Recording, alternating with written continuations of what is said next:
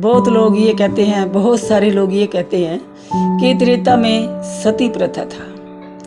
हमने उनसे कहा भाई त्रेता में तो कोई सती प्रथा थी ही नहीं, बिल्कुल भी। ये तो अब कलयुग में हमने देखा है सती प्रथा, सतयुग में कहाँ थी।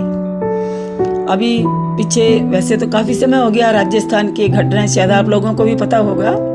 तो छोटी सी उम्र की बेचारी बहू थी, अब उसका पति गुजर गया, उसकी इसमें की एक सुर। जब उसकी चिता तो उसके पति को रखा गया तो सारे उसको पकड़ पकड़ के चिता की और लेके जाने लगे, और वह बेचारी दौड़ दौड़ के इधर उधर घूमती है, लेकिन जबरदस्ती उसको पकड़े चिता में डालना चाहते हैं। हमने पेपर में पढ़ा था, मैंने वो कटिंग काट के रखी हुई थी, बल्कि 8-10 साल हुआ कटिंग मेरे पास रही, अब पता नहीं कहाँ रुल गई, सफाई सफाई में बच्चों ने फेंक दिया होगा। तो जबरदस्ती उसको अग्नि में डालना वो कोई सती प्रथा होता है? वो नहीं होता। सती वो होती है जो अपनी मर्जी से सती होती है, वो सीधी, उसको दर्द नहीं होता जलने का, उसको पता ही नहीं चलता कि तो अग्नि में जल रही है, क्योंकि वो तो सच्ची आत्मा से पतिव्रता और सती नारी होती है जो सती होती है। ये थोड़ी है उसको उठा के अग्नि में डाल दिया, वो तो आत्महत्या हुई ना उसकी, वो तो किसी की हत्या करने वाली बात है। और ऐसे लोगों को कड़ी से कड़ी सजा मिलनी चाहिए जो बहुओं को ऐसे अग्नि में डाल देते हैं। वो किसी की बेटी तो होती है, लेकिन हमारे घर की बहू भी तो होती है, हमारी भी तो ममता उसी से जुड़ी हुई होती है। ऐसा थोड़ी होता है किसी को डाल दे फिर उसको कौन सी योनि मिलेगी, उसको सिर्फ प्रेत योनि मिलेगी, क्योंकि उसकी गति कैसी होगी, वो अपनी मर्जी से तो सती नहीं हुई ना, उसको जबरदस्ती उठा के अग्नि में डाल देना। ये जो राजस्थान की घटना आप लोग सभी जानते होंगे, पुलिस के पास भी इसका पूरा रिकॉर्ड है। तो जब हमने कहा नहीं त्रेता युग में थी, मैं त्रेता युग में थी, तो बताओ कौन थी? उसने क्या, त्रेता में सुलोचना सती हुई थी। मैं सुलोचना सती हुई थी? अरे सुलोचना सती हुई थी क्या उसके ससुर ने थोड़ी ने उसको अग्नि में डाला था कि रावण ने ठाके उसको अग्नि में डाल दिया था, है? और आज बताओ, सुलोचना नाग कन्या थी, पतिव्रता थी। आज इस कलयुग में बता दे कोई नाग कन्या पैदा होती है? तो मैं उन लोगों से जानना चाहती हूँ, कोई नाग कन्या आज पैदा हुई है? लेकिन सुलोचना नाग कन्या थी। कहानी थोड़ी लंबी है, क्योंकि ये इनकी जो शास्त्रों के ग्रंथों की जो कहानी है वे बहुत लंबी होती है, लेकिन मैं शॉर्टकट में छोटी सी सुनाती हूँ। एक समय पार्वती जी ने नाग का गला जोर से दबा दिया। जोर से दबाने की वजह से नाग के नेत्रों से आंसू बहने लगे, तो उसकी एक आंख से सुलोचना पैदा हुई और दूसरी आंख से सुनैना। सुनैना वो जो सीता जी की माता है, और सुलोचना वो जो मेघनाथ की पत्नी है। ये तो इनकी जन्म की कथा है। तो सुलोचना को तो नाग जो थे नागलोक में लेके गए, और जो थी सुनैना उसे राजा जनक ने उसके साथ शादी कर ली, उसने अपनी पत्नी बना लिया। तो एक बार मेघनाथ नागलोक में गए तो सुलोचना को ले आए, क्योंकि ये तो बलपूर्वक ले आते थे, जो शक्तिशाली राक्षस होते थे तो बलपूर्वक लेके आए। तो सुलोचना से उन्हें शादी की। सुलोचना बड़ी अच्छी लड़की थी, पतिव्रता थी, साध्वी थी, सती थी। तो जब राम रावण का युद्ध हुआ, ये तो आप सभी जानते हैं कि राम और रावण का युद्ध हुआ, तो इस बीच लक्ष्मण जी ने जिस दिन मेघनाथ का वध किया, यानी इंद्रजीत भी था उसका नाम, जब मेघनाथ का वध किया तो मेघनाथ की एक बाजू कट के सुलोचना के आंगन में जा गिरी, जहां सुलोचना का महल था। उस आंगन में जैसे ही मेघनाथ की बाजू गिरी, सुलोचना बाहर आई, तो उसके पति ने लक्ष्मण जी की पूरी गाथा लिख दी, पूरी उसकी महिमा लिख दी लक्ष्मण जी की।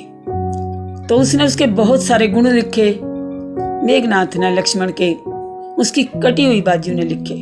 जब सुलोचना ने देखा कि तेरे पति तो मर चुके हैं, तब वो अपनी सास के पास गई, मंदोदरी के पास, और मंदोदरी को कहने लगी, माता जी अगर मुझे मेरे पति का शीश मिल जाए तो मैं सती हो जाऊं। तो उसकी सास ने, मंदोदरी ने कहा, पुत्री जाओ, रामदल में जाओ, राम मर्यादा पुरुषोत्तम है, और वहां तुम्हारे काका विभीषण भी है, तुम्हें डर किस चीज का? जाओ बेटा, जाओ पुत्री, जाओ रामदल में जाओ। तो सुलोचना निर्भय होके रामदल की ओर चल पड़ी। जब विभीषण ने देखा कि सुलोचना आने लग रही है, तब उन्हें राम जी को सूचित किया कि भगवान मेघनाथ की पत्नी आ रही है सुलोचना, और उसने राम जी से सुलोचना के सारे गुण वर्णन किए कि सुलोचना ऐसी है। तो राम जी भी बड़े भावुक हुए और राम जी सुलोचना को देख के एकदम खड़े हो गए। ये थी मर्यादा, क्योंकि राम जी इसीलिए तो मर्यादा पुरुषोत्तम है। चाहे मेघनाथ उनका शत्रु था, लेकिन फिर भी उनकी पत्नी थी। शत्रुता सिर्फ युद्ध तक होती है, उसके बाद नहीं होती। सुलोचना को देख के राम जी खड़े हुए, ये उनकी मर्यादा थी। और सुलोचना जैसे ही राम जी के पास आई और राम जी ने कहा, देवी क्या चाहती हो? सुलोचना ने कहा, भगवान मैं आपके अपने पति का शीश मांगने आई हूँ। आप मर्यादा पुरुषोत्तम हो, मर्यादा से बंधे हुए हूँ, मुझे मेरे पति का शीश दो जिससे मैं सती हो जाऊं। तब सुलोचना ने कहा कि भाई मेरे पति की जो भुजा कट के मेरे आंगन में गई थी, उन्होंने लक्ष्मण जी की पूरी महिमा का वर्णन किया, लक्ष्मण जी के हर कार्य की सराहना की, लक्ष्मण जी की बहुत बड़ाई करी।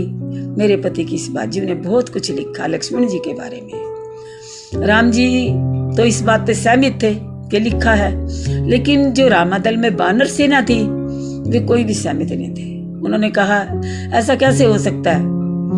एक कटी हुई बाजू कुछ ऐसा लिखे? ऐसा नहीं हो सकता।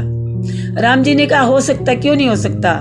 सुलोचना एक सती नारी है, सब कुछ हो सकता है। उन्होंने कहा, नहीं, अगर ये सिर हंसे तो हम मान लेंगे कि इस बाजू ने लिखा है।